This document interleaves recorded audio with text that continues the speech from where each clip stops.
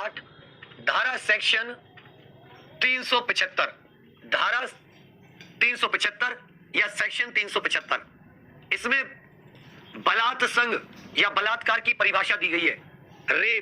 Rape की definition, rape क्या होता है, बलात् संग क्या होता है, बलात् संग होता क्या है।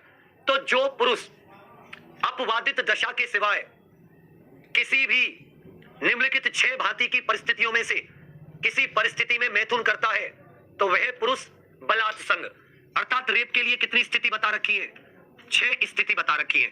रेप के लिए कितनी स्थिति बता रखी है, 6 इस परिस्थिति बता रखी है। पहली, इच्छा के विरुद्ध, स्त्री की इच्छा के विरुद्ध, स्त्री की इच्छा के विरुद्ध, स्त्री की इच्छा के विरुद्ध, समझ रहे मेरी बात, against her will, against her will.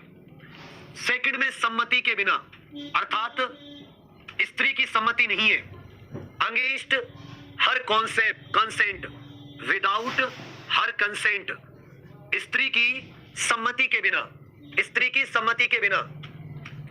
तीसरी बात, यदि स्त्री की सम्मति है परंतु उसे डराकर या मृत्यु का भय दिखाकर, डराकर या मृत्यु का भय दिखाकर, मृत्यु का भय दिखाकर उसकी सम्मति से, अर्थात हार्ट या डेथ के फियर से यदि कोई पुरुष किसी स्त्री के साथ मैथुन करता है तो वो रेप का दोषी माना जाता है। चौथी चीज आ जाता है,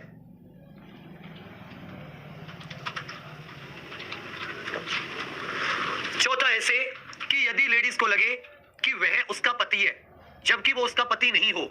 चौथी जो स्थिति होती है उसमें क्या है कि पुरुष वह जानता है कि वह स्त्री का पति नहीं है जबकि स्त्री यह जानती है कि उसने उससे शादी की है।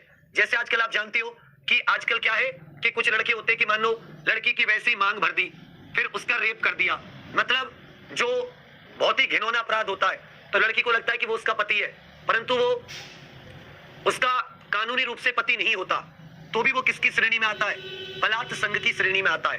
पांचवा आ जाता है बच्चा, किसी को कुछ नशा वगैरह खिलाकर, किसी को कुछ नशा या बेहोश करके रेप करना।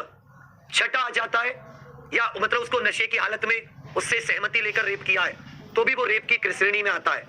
और यदि पत्नी 15 वर्ष से कम आयु की नहीं है तो इसे बलात् संग की श्रेणी में नहीं आता। लेकिन इसमें थोड़ा सा क्या डाला गया है, इसको अंडर 18 ईयर्स ऑफ एज कर दिया गया है। इसको क्या डाल दिया गया है, अंडर 18 ईयर्स ऑफ एज कर दिया गया है। ठीक है बच्चा, चलिए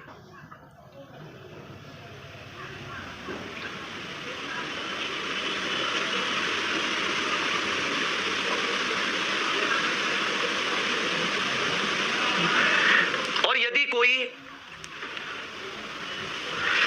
कोई किसी से मतलब शादी का वादा करता है, किसी से क्या करता है, शादी का वादा। यदि कोई किसी से शादी का वादा करता है और बाद में शादी के वादे से मुकर जाता है तो वो भी रेप की श्रेणी में आएगा। यदि आप ये प्रूफ कर दो कि उसका शुरुआत से ही शादी का इरादा नहीं था, शुरुआत से ही शादी का इरादा नहीं था, तो ये जो 6 केस होते हैं इसमें क्या होता है बच्चा, रेप माना जाता है। क्या माना जाता है,